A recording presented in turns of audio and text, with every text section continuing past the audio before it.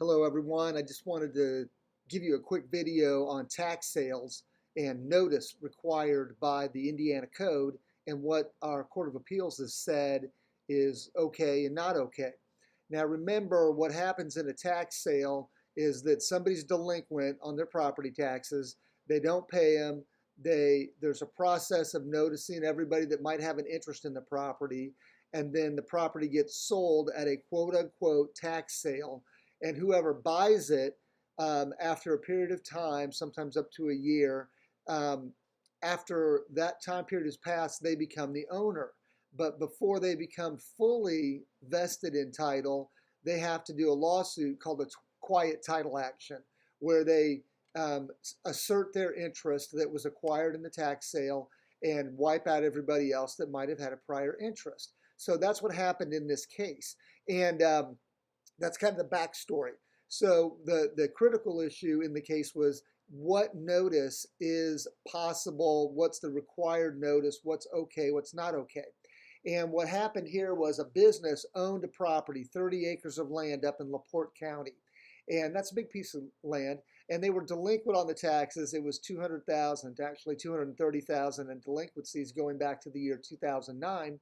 And the property got sold in the tax sale. The problem was that they'd moved their business a couple times, and so the address that was on file in one place was incorrect, and it came back, certified mail came back to undeliverable. The key issue, though, in the case was that the auditor's office, who is conducting the whole thing, right, had the correct address in their own database, in their own software. If they just would have looked in their own program at the address the auditor had, they would have sent it to the correct place. And they totally blew it off. And they said, look, we can do whatever we want on this. We don't have to give notice this way. We don't have to give actual notice. Okay? So the Court of Appeals disagreed completely, reversed the decision of the trial court and said, no, auditor, you have a duty, and it's a well-settled duty, to look in your own records for a proper address and send it out to that correct address. And I got to read this quote to you because it's beautiful. The auditor's employees being cross-examined, and they're asked, so you could have not cared less if notices were returned? And the reply was, that's right. Amazing. So that employee probably isn't getting a customer service award.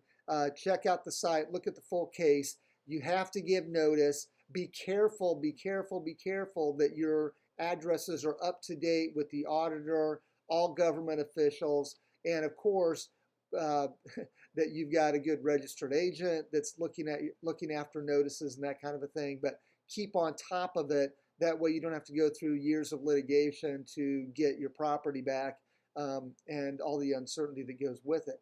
So a very big case on notice and tax sales. Enjoy. Thank you.